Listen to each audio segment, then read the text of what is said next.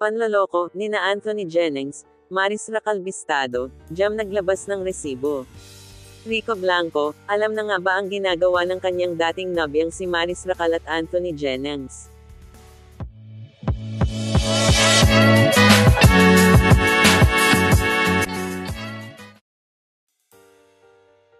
Binasag na ng non-showbiz ex-girlfriend ni Anthony Jennings na si Jam Villanueva ang kanyang katahimikan hinggil sa tunay na rason ng kanilang paghihiwalay.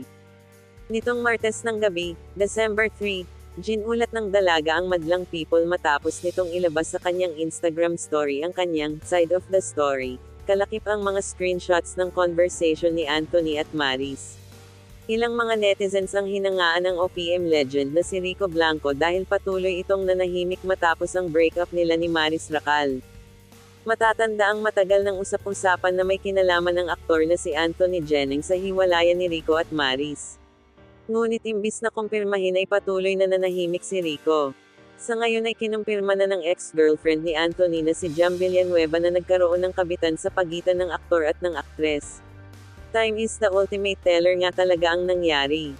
Trending ngayong mga oras na ito sa social media ang mga screenshots na inilabas ng ex-girlfriend ni Anthony Jennings na si Jam Villanueva. Base sa mga post nito, mukhang naglabas ang ex nito ng kanyang mga nararamdaman at kasabay niyan ay ang paglapag ng mga screenshots ng mga convo umano ng aktor at ng ka-love team nitong si Maris Recal.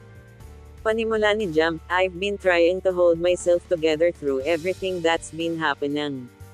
But after hearing all the things being said about me, about my character, my intentions, and even my family, I can't stay silent any longer. It's been deeply painful. And I know it's no longer just about me. It's about protecting the people I love most, and I can't allow them to be dragged into this." Say ni Jam, nais niyang ilabas ang katotohanan hindi dahil sa galit siya kundi dahil nais niyang palayain ang sarili sa sakit na nararamdaman niya at para linisin rin ang pangalan niya laban sa mga fans ng dalawa na patuloy na bumabatikos sa kanya. Kasunod nito ay ang paglalabas niya ng mga masiselang screenshots ng pag-uusap ni Maris at Anthony. Magsimula ito sa di umano'y nais lang ni Anthony na pakisamahan si Maris dahil may personal na problema itong pinagdaraanan at ayaw lang nitong makaapekto ito sa kanilang trabaho. Hanggang sa ginagamit lang raw nito ang method acting para sa mas ikagaganda ng kanilang mga eksena.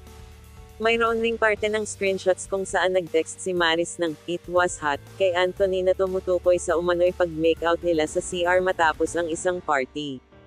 May ilan pang mga masisela na palitan ng mensahe sa pagitan ng dalawa at may pa, "I love you" pa nga. Noon pa raw ay may hinala na si Jam na may hindi magandang nangyayari sa dalawang ngunit pinili niyang intindihin ang dalawa bilang pagpapakita ng suporta at pagrespeto sa industriyang kinabibilangan ng mga ito.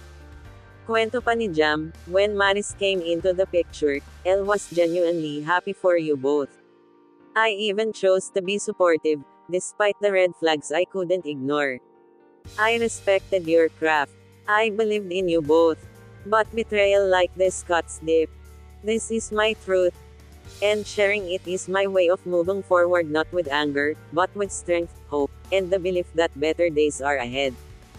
Ang mas nagpadurog pa ng puso ni Jam ay pilit nilang inaayos ang relasyon nila at ang reassurance na binibigay ni Anthony sa kanyang ngunit patuloy pa rin pala ang ginagawa nila ni Maris kahit nangako na itong ititigil kung ano ang meron sa kanila. Ibinahagi rin ito ang larawan na kuha habang nasa eroplano ang dalawa pauwi ng Maynila galing Italy na tila naghahalikan.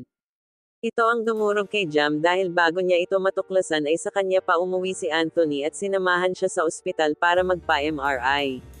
But anyway, wala pang official statement tungkol dito ang dalawa. Ano sa palagay niyo mga ka-trend vibes?